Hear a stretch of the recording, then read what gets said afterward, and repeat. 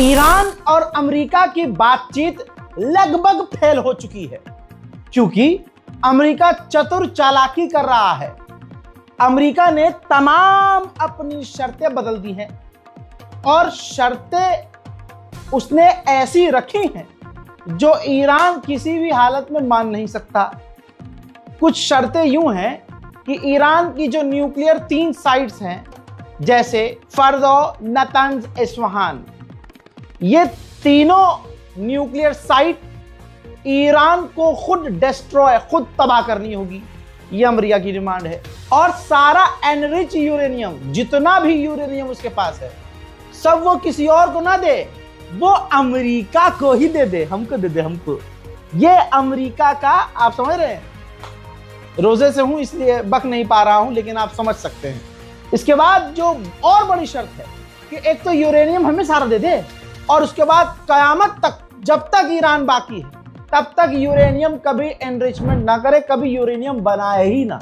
अब आगे सुनिए, ईरान इन तमाम चीजों पर राजी भी हो जाए तो ईरान की डिमांड तो ये होगी ना, हम पर लगी हुई तमाम पाबंदियों को हटाओ। ये सब कुछ करने के बाद भी अगर ईरान अमेरिका की तमाम शर्तें मान लेता है, तब भी ईरान पे से सारी पाबंदी अमेरिका नहीं हटाएगा। अमेरिका सिर्फ कुछ लिमिटेड पाबंदी हटाएगा। ये खुद अमेरिका ने क्लियर कर दिया है। तो ये तमाम चीजें सुनने के बाद एक अनपढ़ गवार भी कह सकता है कि ईरान और अमेरिका की बातचीत फेल हो चुकी है, क्योंकि अगर अब अमेरिका की तमाम बातें ईरान मान जाए तो फिर भाई नाक तो गई ईरान की। यह बात बिल्कुल क्लियर है मेरे दोस्तों। पहले ही ये शर्त सुनने के बाद जो रिएक्शन ईरान की तरफ से आ रहा है, ईरान मना कर रहा है। ईरान इन शर्तों को मानने से साफ साफ इनकार करना शुरू कर चुका है। हालांकि बातचीत अभी चल रही है। वहीं ईरान ने जो प्रपोजल दिया था, ईरान ने जो अमेरिका को प्रपोजल दिया था बंद लिफाफे में ओमान के जरिए, भाई उस प्रपोजल से अमेरिकी ऑफिशियल डिसअपॉइंट हैं, नाखुश हैं। जिसके बाद डोनाल्ड ट्रंप ने अपनी वो जो शर्तें मैंने गिनाई, वो शर्तें रखी, जिस पर ईरान ने भी मना कर दिया। तो कुल मिलाकर बातचीत बिल्कुल फेल होती नजर आ रही है। कुल मिलाकर तीसरे राउंड की भी बातचीत अब खत्म हो चुकी है। अब चौथे राउंड की बातचीत अगले हफ्ते होगी, और अगले हफ्ते तक अमेरिका या इजराइल हमला कर दे, ये भी हो सकता है। ये बात मैं इसलिए कह रहा हूं कि अमेरिका ने बातचीत होने के बावजूद F-15 advance fighter jet middle east में और भेजे हैं। 306 पहले से हैं और अब वो और भेज रहा है। अल्लाह तूने ईरान को ये कौन सी ताकत दे रखी है कि जो अपने आप को सुप्रीम समझता है, वो अपनी पूरी ताकत उस एक सो कॉल्ड कमजोर ईरान के आगे पूरी ताकत बिछा रहा है। कौन सी ताकत है ईरान के पास? मेरे ख्याल से ईमान की ताकत, जो अंग्रेजों के पास, जाहिलों के पास, एप्स्टीन फाइल में जिनका नाम आए, उन शैतानों के पास नहीं है। बात पसंद आए तो लाइक करिएगा इस वीडियो को और शेयर कीजिएगा। वहीं ईरान के बिल्कुल करीब, ये देख लीजिए, अमेरिका का अब्राहम लिंकन एयरक्राफ्ट कैरियर, जो काफी खतरनाक है, सबसे खतरनाक बताया जाता है, अपनी पूरी फौज की टुकड़ी के साथ ईरान से सिर्फ 767 किलोमीटर दूर है।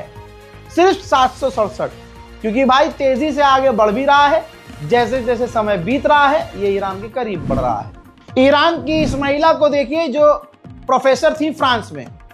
इन्होंने इजराइल के बारे में सच बोल दिया और कह दिया कि इजराइल जेनोसाइड कर रहा है, इजराइल एक टेरर स्टेट है। जो सच है वो बोल दिया।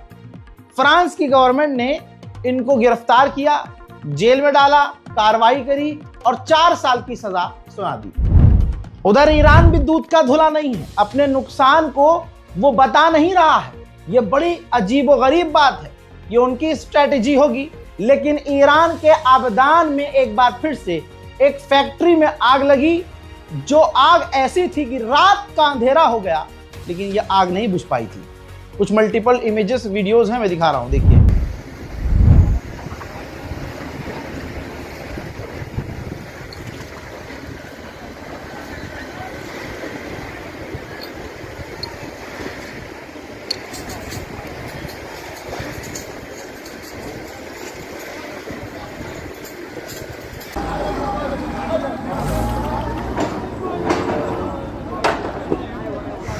رو نگاه.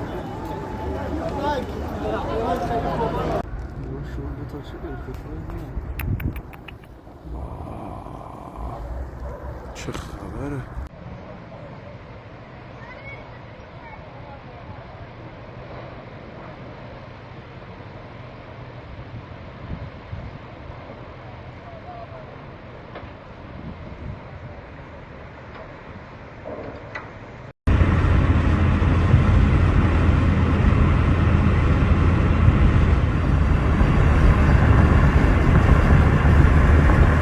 हजरत, ईरान का मैंने बताया था कि एक फाइटर जो हेलीकॉप्टर है वो क्रैश हुआ, ये देखिए, जिसमें 4 लोग मारे गए। 4 में से जो 2 थे वो ईरान एयरफोर्स के जवान थे, 2 ऑफिशियल थे। चारों की मौत हो गई। ये उनके अंतिम संस्कार की चंद तस्वीरें आपके सामने हैं। खबर आ रही है कि आजकल में ही डोनाल्ड ट्रंप यानी अमेरिका ईरान पर अब हमला करवा सकता है, वो भी लिमिटेड, ताकि ईरान प्रेशर में आए और ईरान अमेरिका की तमाम शर्तों को मान ले। उधर मेरे दोस्तों, दूसरा अमेरिका का एयरक्राफ्ट कैरियर मेडिटेरियन सी में पहुंच चुका है और तेजी से इजराइल की तरफ आगे बढ़ रहा है। उधर अमेरिका के डियागो गार्सिया ये आइलैंड अभी कंट्रोल में है ब्रिटेन के, और ब्रिटेन ने यहां पर अमेरिका को अपना एयरबेस दिया हुआ है, जहां पर सैटेलाइट इमेज से आप देख सकते हैं कि इस डियागो गार्सिया पर अमेरिका के दर्जनों फाइटर जेट और टैंकर तैनात हैं। ईरान के राष्ट्रपति पेजेश्कियान ने बहुत ठंडे तरीके से, बहुत प्यार से पानी पी पी कर अमेरिका को एक्सपोज किया। उन्होंने कहा कि अमेरिका वही कह रहा है जो हम पहले कह चुके हैं। अमेरिका हमसे कह रहा है कि परमाणु ना बनाना, और हम ये खुद कहते आए हैं कि हमें परमाणु बनाना ही नहीं है, हमें जरूरत नहीं है। हमारी ही बात हमें बोल रहा है। वहीं अमेरिका झूठ फैला रहा है कि 32,000 प्रदर्शनकारी मारे गए, जबकि 3,000 जो प्रदर्शनकारी मारे गए, हमने उनका और उनके बाप का नाम तक पब्लिक डोमेन में डाला। तो ये सिर्फ प्रोपेगेंडा है। میگه مثلا گفته که ایران باید اعلام بکنه ما سلاح هسته‌ای نخواهیم داشت. اینو که ما مقام معظم رهبری اینو فرموده ما اصلا سلاح هسته‌ای نخواهیم داشت. فرق میکنه با من سیاستمدار بگم که ممکنه مثلا حالا مثل ماها که اونجوری نیستیم، سیاستمدارا راست نمیگن با آدما، ولی ممکنه من تصور کنم من مثل اونای سیاستمدارم، منم دروغ میگم، ولی رهبر یه جامعه، رهبر دینی یه جامعه که نمیتونه دروغ بگه. وقتی ایشون اعلام میکنه ما سلاح هسته‌ای نخواهیم داشت، یعنی نخواهیم داشت. منم اگه بخوام به اون طرف برم نمیتونم داشته باشم از نظر اعتقادی، حق ندارم، حتی تو ذهن من باشه حق ندارم این کارو بکنم. بعد اینا میگه اعلام نکردن که ما به اصطلاح نمیخوایم سلاح هسته‌ای داشته باشیم. ईरान का अभी तक अमेरिका कुछ उखाड़ नहीं पा रहा है। बौखलाहट में उसने आज फिर से 24 घंटे के बाद दोबारा ईरान पर नई पाबंदियां लगाई हैं, और ईरान के साथ साथ रशिया पर भी पाबंदियां अमेरिका ने लगाई। अच्छा, इजराइल का मानना क्या है? इजराइल का मानना यह है कि दोनों के बीच, ईरान और अमेरिका के बीच गैप बहुत ज्यादा है। वो कुछ और कह रहा है, ये कुछ और कह रहे हैं, बात बन नहीं रही। तो डोनाल्ड ट्रंप के पास अब सिर्फ एक आखिरी रास्ता है कि वो ईरान पर हमला कर दें, ऐसा नेतन्याहू की सरकार का कहना है। हजरात, इजराइल की हवा कितनी टाइट है सिर्फ एक सैटेलाइट इमेज से समझ लीजिए। भाई, ये एक सैटेलाइट इमेज है जो इजराइल का औदा एयरबेस है, जहां पर अमेरिका के F-22 स्टिल्थ जेट, अमेरिका का अब तक का सबसे खतरनाक, वो भी स्टिल्थ। F-35 तो फिर भी रडार में आ जाता है, लेकिन F-22 रडार में नहीं आता है, पकड़ में नहीं आता है, नजर नहीं आता है।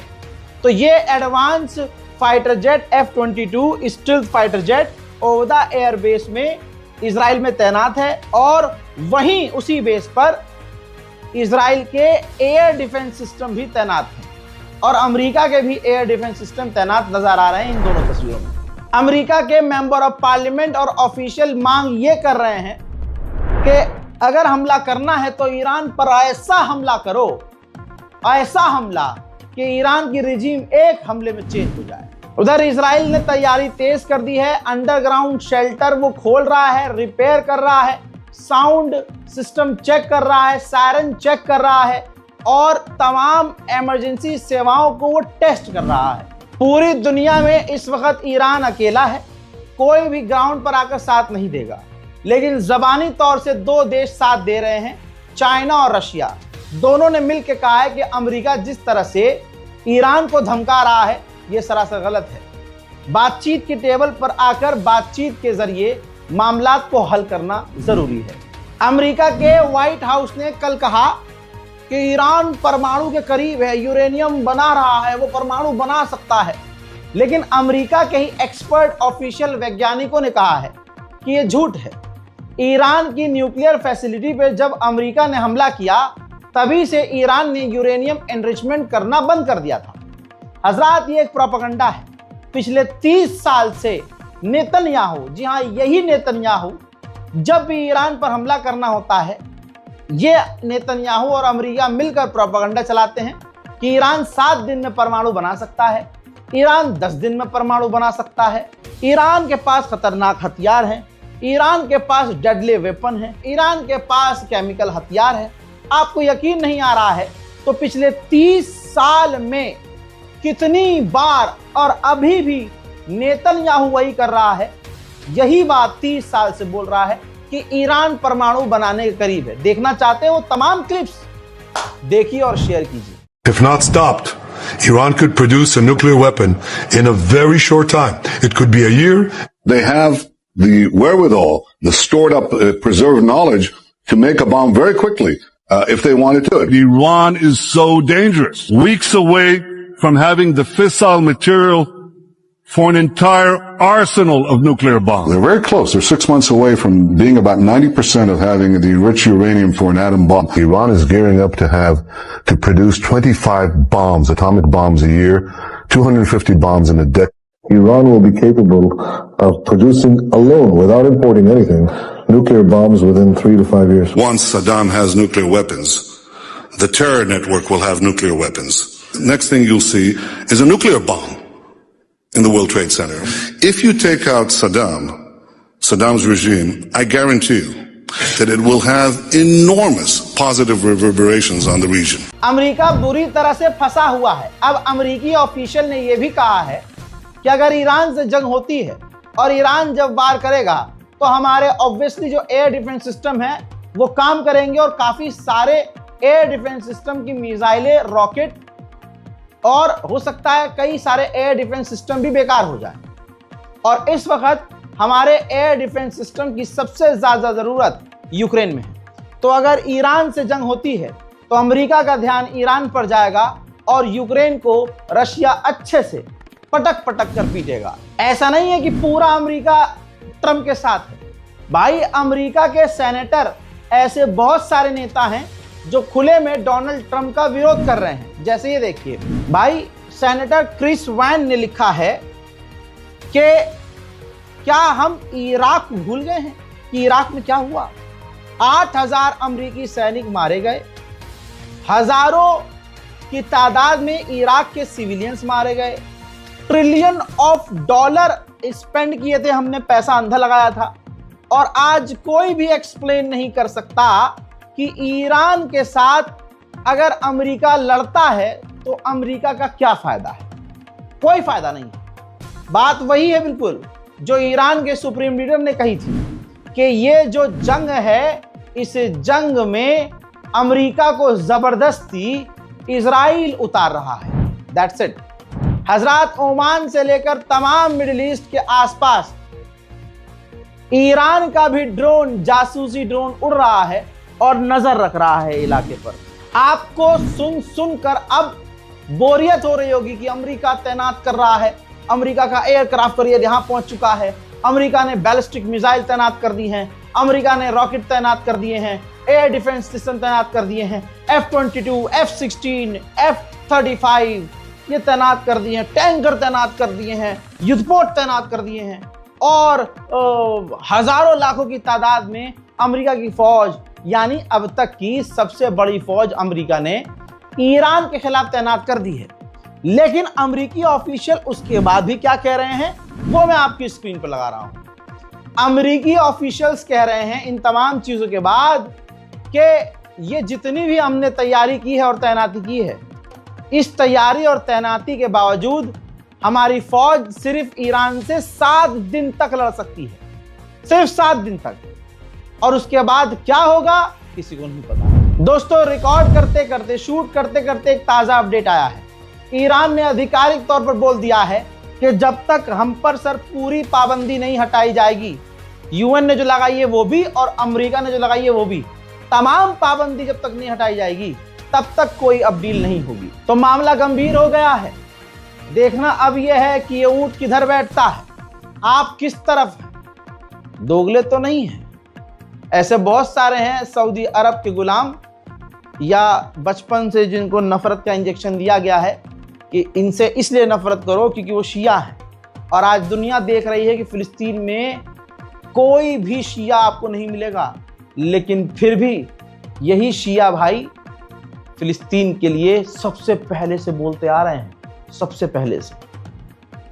क्या जरूरत है हिजबुल्ला भाई, नसरुल्लाह ने क्यों अपनी जान दे दी? शिया थे वो, अपने पूरे खानदान के साथ मर गए, अपने बच्चों के साथ मर गए, उनके मतलब छोटे छोटे मतलब पोता पोती भी थे, वो भी बेचारे मारे गए।